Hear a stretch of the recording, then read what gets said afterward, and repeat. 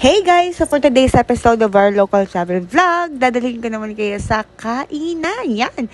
Dahil mahilig tayong kumain, so bisitahin natin ng 2D Cafe. So matatagpuan lamang to sa Jimenez Park Subdivision, Naga City. So tara mga mi, pasok tayo. So ayun, pagpasok nyo maa-amaze agad kayo sa itsura ng 2D Cafe. Ayan, so hi naman dyan, kaway. Ayan, so papakita namin sa inyo yung itsura ng 2D Cafe na talaga namang mamamangha. Isa pa sa mga nagustuhan ko dito ay napaka-accommodating ng mga staff nila na talagang hindi kayo mahihiya. So, nung pagpunta nga namin dito ay kami lang dalawa, talaga namang solong-solo namin yung buong store.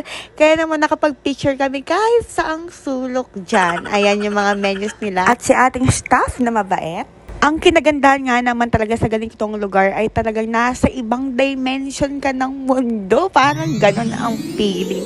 At talaga nga namang marerelax ang isip mo. Ganun yung vibes dito. Kaya naman kung ako sa'yo, i-visit mo na yan, deserve mo yan. So, ayan, pa-video naman ako nang naglalakad habang nag-e-emote. Yan ang atake sis. Tapos yung haharap sa camera ng nakaslow mo. Oh, pak, ganun. Dahil nga nagutom kami kaka-picture ay kakain na tayo mga mare. For the video ang lola mo, akala mo naman talaga ikinaganda niya.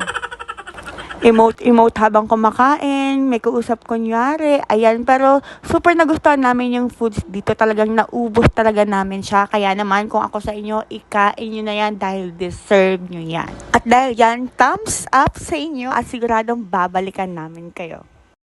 So, thank you sa 2D Cafe. Busog na ang mga mata namin. Busog pa ang tiyan namin. Kaya naman, uwi na kami. Bye!